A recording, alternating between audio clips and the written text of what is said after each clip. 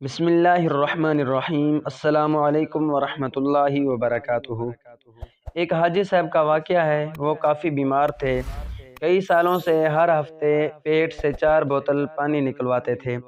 اب ان کے گردے واش ہوتے ہوتے ختم ہو چکے تھے۔ ایک وقت میں آدھا سلائس ان کی غذا تھی۔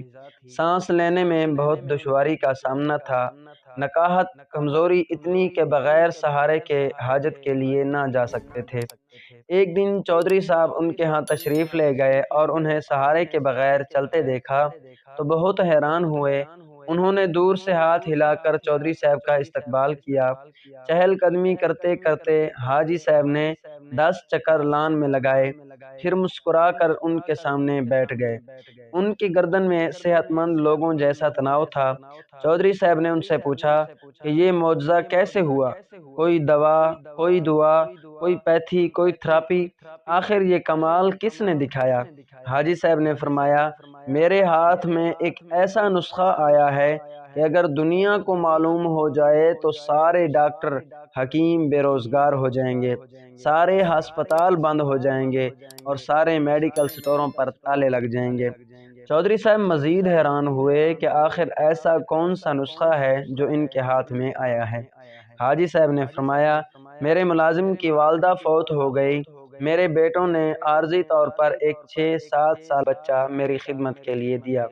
میں نے ایک دن بچے سے پوچھا کہ آخر کس مجبوری کی بنا پر تمہیں اس عمر میں میری خدمت کرنا پڑی؟ بچہ پہلے تو خاموش رہا، پھر سسکیاں بھر کر بولا کہ ایک دن میں گھر سے باہر تھا، میرے امی ابو بہن بھائی سب سیلاب میں بہہ گئے، میرے مال مویشی ڈھور ڈنگر زمین پر رشتہ داروں نے قبضہ کر لیا، اب دنیا میں میرا کوئی نہیں، اب 2 وقت کی روٹی اور کپڑوں کے عوض آپ کی خدمت پر مامور ہوں۔ یہ سنتے ہی حاجی صاحب کا دل پسیج گیا اور پوچھا، بیٹا کیا تم پڑھو گے؟ بچے نے ہاں میں سر ہلا دیا۔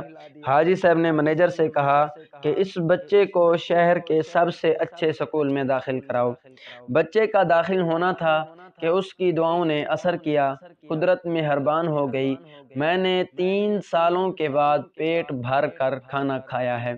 سارے ڈاکٹر اور گھر والے حیران تھے۔ اگلے روز اس یتیم بچے کو ہاسٹل میں داخلہ دلوایا اور بغیر سہارے کے ٹائلٹ تک چل کر گیا۔ میں نے مینیجر سے کہا کہ شہر سے 5 ایسے اور بچے ڈھونڈ کر لاؤ جن کا دنیا میں کوئی نہ ہو۔